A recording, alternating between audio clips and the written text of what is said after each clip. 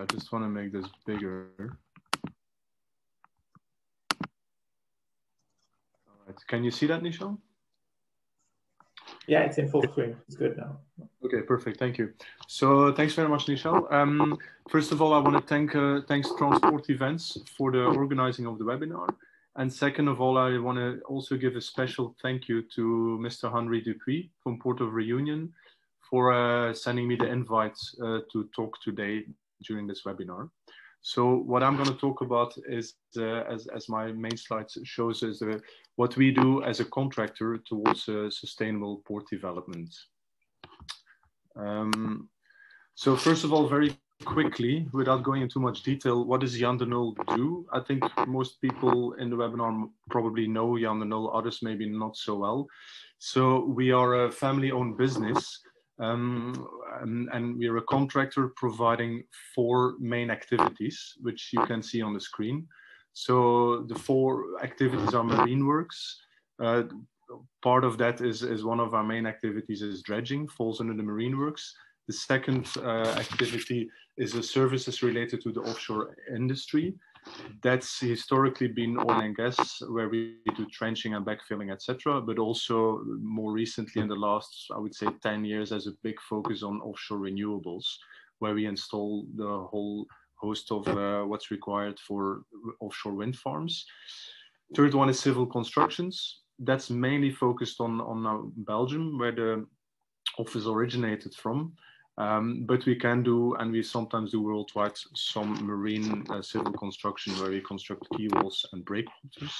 And the fourth one is environmental solutions. That's again focuses more in what we provide in Belgium, and that is sediment treatment facilities, etc. So going back to the topic of the webinar, which is about sustainability. So it's an intrinsic part of what Jan de Nul does. We've basically looking at that and doing that for many years. I think one example, which I'll go more in detail later, is that we have an in-house marine environmental department. I'll get more details on that later. But also one of an example I want to give is that we actively try to reduce our carbon footprint. One example is that we have solar panels on our office, our main operations office in Belgium. This slide here, what I wanted to show on this slide is the 3 pillars, and sustainability is part of our corporate social responsibility.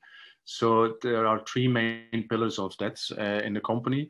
One is people. So that relates to a safe working environment for people and providing physical and mental health. The second main pillar is planets, which is the reducing the environmental impacts. That's what I'm going to talk a bit more about in this presentation just now.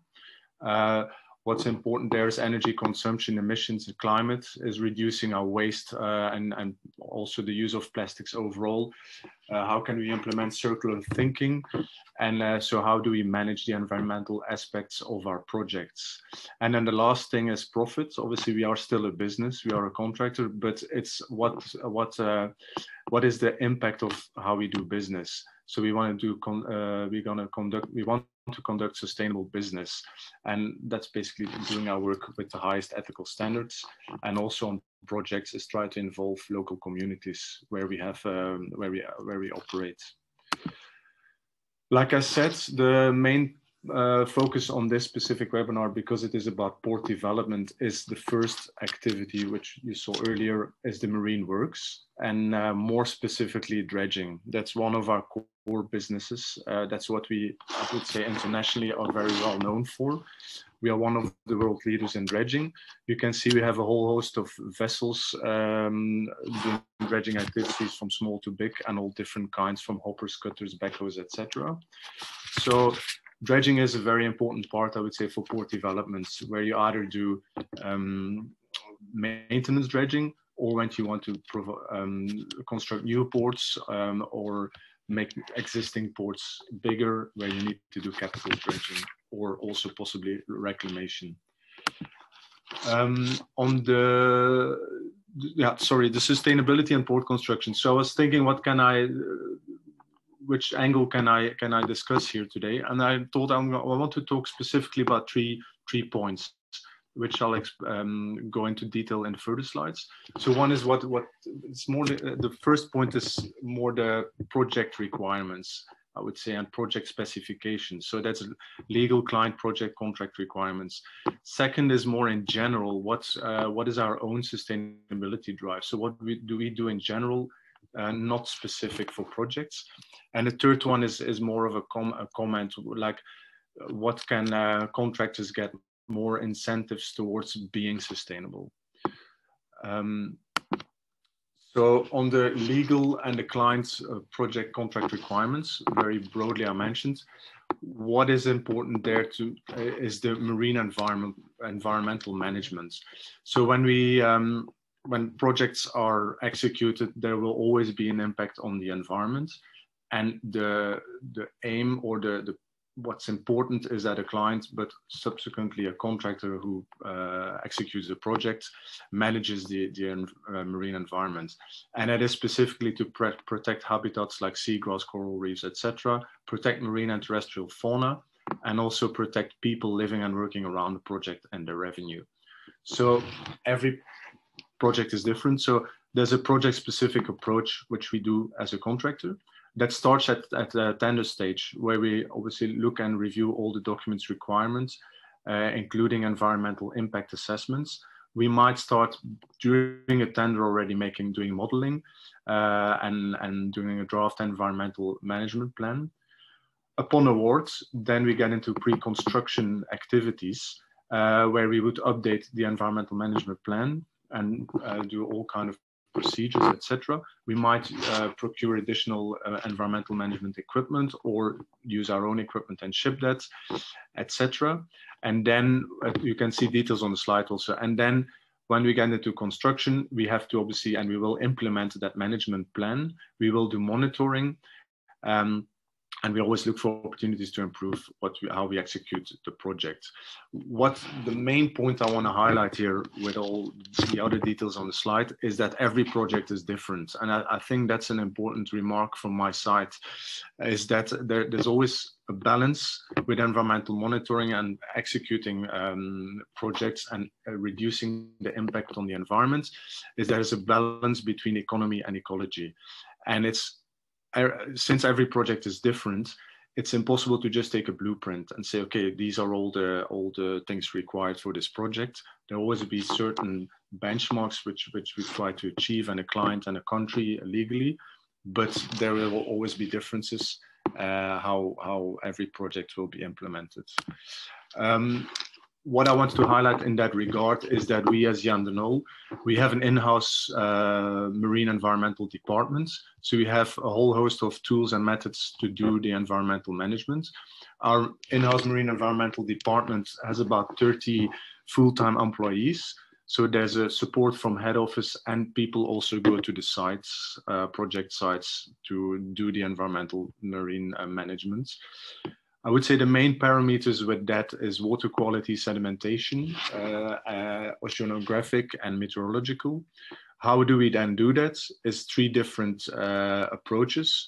One is the management plans, where we look at how do we reduce the impact on the environment? How do we reduce turbidity? Possibly do we need to, or yes or no, implement silt curtains? Again, very project specific if that would be required. Then the second part, which we do in-house since 2006, is modeling. So like I said in the previous slides, either before the project we can start it, or during the project is where we do different kind of modeling. For example, turbidity, plume, sand and mud transport, etc. Obviously dredging has an impact on the sea bottom. And we can, before we even go out to a project, we can do modeling to assess what the impact would be on the project area and how we can reduce that, and possibly amend the way we do the operations or use different equipment, etc., etc. And the last point is the monitoring, which is a very important part. And on the right side of the slide, you can see a few pictures of how we do some of the monitoring. One of the main, I would say, aspects of dredging is water quality, is turbidity. So it's the amount of sediments we stir up at the seabeds and how these sediments move.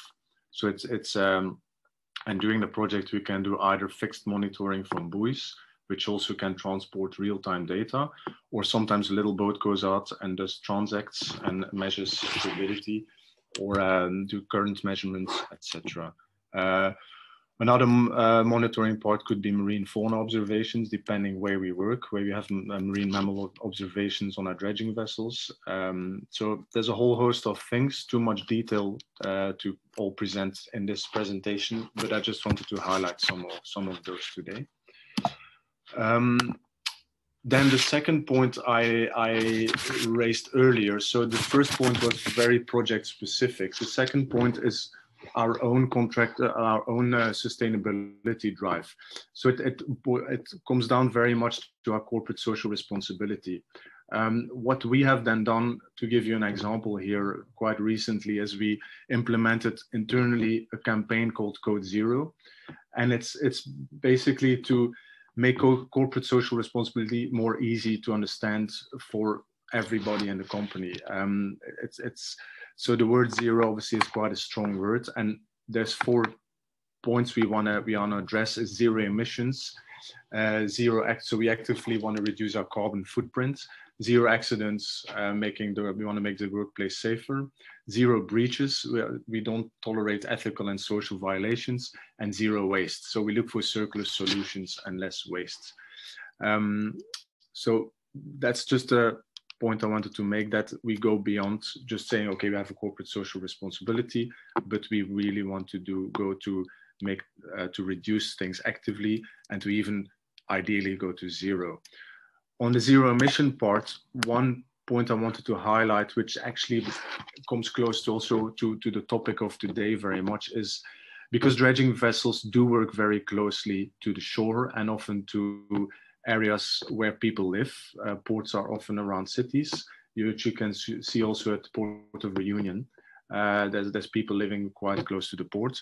So what we've been doing since 2018 is we looked at reducing the emissions of our vessels.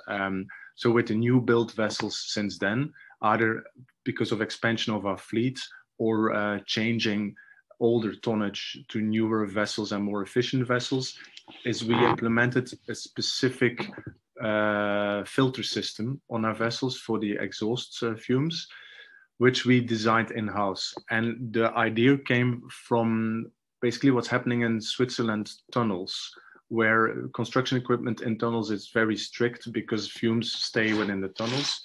And we as Jan, we applied that similar technology, but on a bigger scale to vessels, which hasn't been done before like that. So as you can see on the slide, but I'll explain briefly, again, try not to go into too much details, is the system works with 2 different filters. The one is a selective catalytic reduction filter, and the other one is a diesel particulate filter. There's more information on the website, but that's the basic of what the system does. And the idea is that we want to basically filter out 99% of nanoparticles, because exhaust fumes, there's 2 aspects of that. One is CO2, that's climate impact. That's obviously a very important and big topic these days. But the other one, and for dredging vessels, we believe that's very important, working very close to habited areas, is air pollution. And that's the small particles. And that's what we want to really take out of what the vessels emit. On the slide itself, on the left side, you see some of the standards. And just to give you an indication that the IMO standards are, with the vessels we implement, or the ULEF system, we are much stricter than what the IMO requires for ocean-going vessels. And even you see on the slide, there's a EU stage 5, that's for inland waterways, which is very strict because inland waterways in Europe, these vessels sail basically through residential areas, etc. You see the requirements there of different particles, what's required. With our ULEF vessels, specifically now to the 2020 ones we are designing now, we go much stricter. What's very encouraging for us with that technology is that some of our, I would say, competitors also looking at this and are implementing this now. And another one is that Bureau Veritas has now accepted ULEF as a new standard also. So they've basically looked at this and says, okay, we've gone beyond what's IMO required, and the standards specifications for these emissions as ULEF they now also see as a standard. So that's something we are proud of, and we think shows very much to, what we do towards sustainability and emissions. Then the third point I wanted to talk about was incentives towards contractor sustainability. And I want to go back there a bit more on, because the topic is obviously East Africa and the Indian Ocean Islands, is that something we don't really see very much is to get incentives when you go beyond what's required. That's something you see in Europe.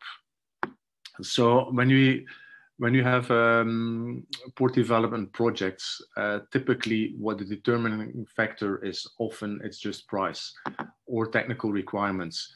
And we just see that with the technical ones, it's often a door, and then price is determining. But what we see in Europe is some of the projects we've done, and one is one we done in Holland, where we did nature-based solutions. These are just a few examples, is where we came up for a shore protection with a